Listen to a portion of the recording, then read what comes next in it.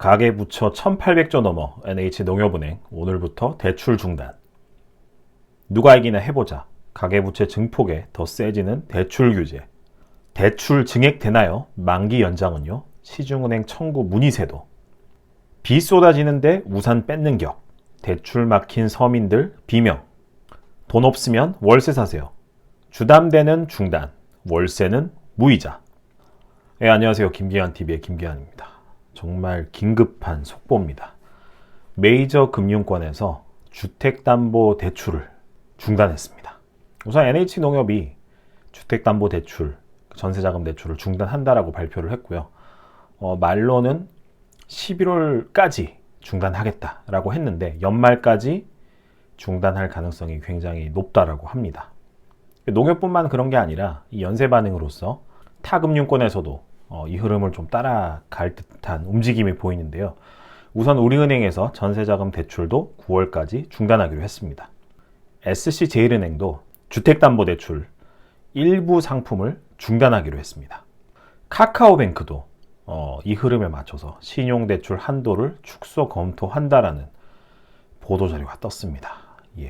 너무나 갑작스럽죠. 특히 서울에서 집을 산다라는 게 대출의 힘을 빌리지 않고는 불가능했습니다. 10년 전에도 그랬고요. 지금은 더 말할 필요가 없겠죠.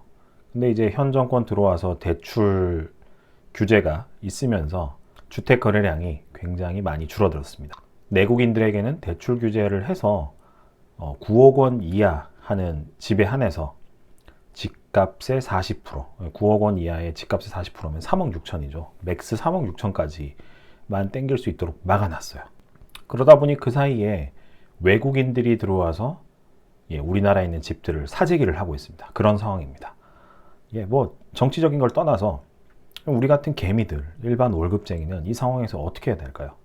처세를 좀 바꿔야 될 것 같은데요. 우선은 주택담보대출이 불가능한 이런 상황 예상을 했었지만 이게 점차 타 금융권으로 확대될 가능성이 높아 보입니다. 이렇게 진짜 된다라고 하면은 충분한 현금이나 자산이 없으면 주택 구입하는 것 자체가 불가능해집니다. 월급만 모아서 생활비 쓰기도 바쁘고 1년에 돈 1,000만 원 저축하면 정말 잘 모았다라고 흔히들 얘기를 하는데 그래가지고 지금 서울의 평균 아파트 값이 9억 원 정도 한다라고 하는데 집을 언제 삽니까? 부모님한테 손을 빌리지 않는 이상 누군가가 물려줄 무엇인가가 있지 않은 이상 집 살 수가 없다는 얘기가 되겠죠.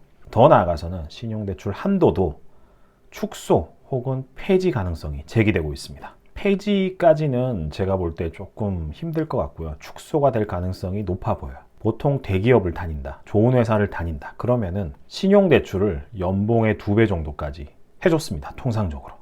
근데 극단적으로 1년 연봉 수준으로 1년 연봉만큼 2배가 아닌 딱 1년 연봉만큼만 절반이죠. 기존에 해오던 거에 절반만큼 준다고 생각을 해보세요. 예를 들어서 제 연봉이 1억이에요.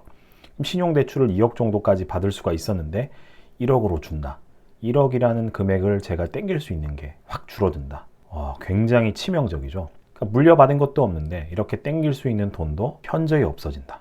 이렇게 되면 어떻게 될까요? 전략을 여러분들이 취했던 취업에 대한 전략이나 직업에 대한 전략이나 이런 것들을 이제 바꾸셔야 될 것 같아요. 우선은 대기업 다닐 필요가 없어졌어요. 이렇게 되면 대기업이라든지 좋은 회사를 다닌 이유가 뭐죠? 고용이나 뭐 이런 걸 떠나서 신용대출, 대출에 대해서 상대적으로 중소기업, 작은 회사보다 유리했거든요. 근데 그런 어드밴테이지가 싹 사라지게 되는 겁니다. 그럼 중소기업 단위나 대기업 단위나 연봉 받는 거 말고는 차이가 없어지는 거죠. 그럴 거면 간판, 인지도 있는 회사, 대출에 유리했던 회사 이게 중요한 게 아니라 그냥 돈 많이 주는 네임밸류 없어도 그냥 연봉 많이 땡길 수 있는 돈 많이 줄 수 있는 곳에 다니거나 혹은 돈을 많이 벌 수 있는 스킬을 빨리 배울 수 있는 곳에 다니거나 그렇게 되겠죠. 혹은 저 같으면 아마 이 방법을 선택할 것 같은데 아니면 이제 엔잡러 활동을 하기 좋은 곳으로 이직을 하는 게 맞지 않을까 싶은 생각이 듭니다. 어차피 월급쟁이 많이 받아봤자 받는데 한계가 있습니다. 그렇다고 한다면은 거둘 수 있는 수익에 대한 파이 자체를 최대한 키워야 되겠죠. 월급쟁이로서 벌 수 있는 수익의 파이가 한정이 돼 있어요. 그럼 그 이상의 파이를 엔잡러, 다른 직업으로서, 투잡으로서 메꿔줘야 되는데 그거 활동하기 좋은 곳, 그런 곳을 찾아서 이직하시는 게 바람직하지 않나 그런 생각이 듭니다.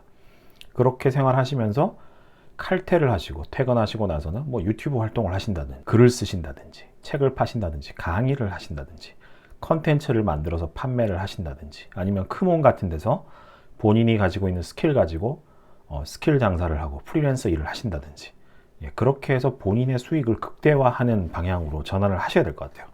감이 없으실 것 같아서 감이 없으신 분들을 위해서 조금 얘기를 해드리면 현행 기준으로 9억 원짜리 집을 산다라고 하면 저한테 예를 들어서 5천만 원 있다고 쳐요. 그리고 제 연봉이 한 5천이라고 쳐요. 그러면은 신용대출로 1억을 땡길 수가 있어요.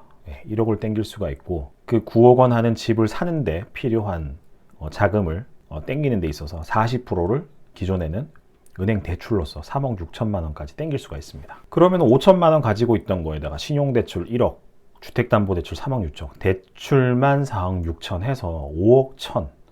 이 돈 가지고 일단 시작을 할 수가 있어요. 나머지 4억은 뭐 부모님한테 지원을 받든지 아니면 딴 거 가지고 모아놨든지 뭐 이렇게 해서 메꿔 나갈 수가 있는데 우선은 주택담보대출이 사라졌다라고 가정을 할게요. 시나리오 1입니다. 그럼 본인이 가지고 있던 자산, 만약에 제가 모아놓은 게 5천밖에 없어요. 제 연봉이 5천이에요. 그러면은 연봉의 2배인 1억을 땡겨서 가지고 있던 자산 플러스 1억, 만약에 5천을 가지고 있었다고 치면은 1억 5천, 제 수중에 1억 5천밖에 없어요. 1억 5천이면은 전세밖에 못 살죠. 전세도 어디 원룸, 서울에서 외곽 지역에 원룸을 구해야 됩니다. 그런 상황이에요. 근데 여기서 더 나빠진다라고 가정을 해봅시다. 주택담보대출 없어졌고 신용대출도 기존에 내 연봉의 2배를 받던 거를 내 연봉 딱 그 수준밖에 못 받아요. 그러면 기존에 가지고 있던 자본금 플러스 내 연봉만큼 땡길 수가 있게 돼요. 내 자산이, 내 연봉이 5천이고 내 자산이 5천 있었다고 치면 딱 1억. 1억 가지고 진짜 원룸도 좋은 원룸도 못 살고 이러면 지하철역에서 내려서 한참을 걸어 들어가야 되고 변두리에 있는 원룸 하나 구할까 말까 하는 수준이 돼버립니다. 지금 흘러가는 꼴이 딱 그래요. 근데 이제 여러분들은 아무 생각 없이 그냥 직장을 이렇게 다니고 뭐 정책이나 이런 게 풀리겠지 그냥 아무 생각 없이 이렇게 다니시다가는 바보 됩니다. 때려 죽여도 집 못 살고 뭐 3포 세대 뭐 이런 얘기 하잖아요. 결혼 못 해요. 집 못 사고 결혼도 못 해요. 결혼을 포기하게 되는, 내가 선택을 해서 결혼을 안 하는 게 아니라 결혼을 포기하게 되는 정말 불행한 상황으로 이어지게 됩니다. 정말 내가 제대로 살아보지도 않고 이런 꼴을 당한다는 건 정말 억울하지 않습니까? 그렇기 때문에 현 정책상, 현 정책 흐름상 빨리 정신 차리시고 본인의 주특기를 개발하시고 본인 연봉에다가 플러스 알파를 할 수 있는 엔잡러로서의 본인의 역량을 개발하시는데 집중하셔야 됩니다. 하루라도 빨리 시작하셔야 됩니다. 그렇게 1년, 2년 자리를 잡으셔야지 남들보다 경쟁 위에 서실 수가 있어요. 오늘은 정말 긴급하게 이 주택담보대출 중단된 사례 관련해서 저의 소견을 좀 밝혔습니다. 후배들, 사회생활을 시작하는 후배들에게 개인적으로 좀 되게 미안한 감이 들어요.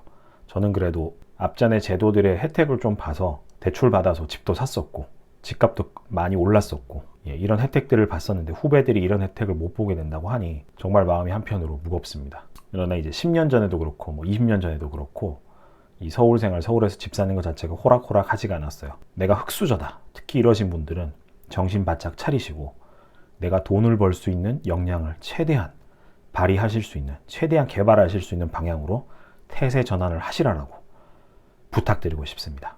오늘 준비된 내용은 여기까지입니다. 다음에 또 유익한 정보로 찾아뵙도록 하겠습니다. 감사합니다.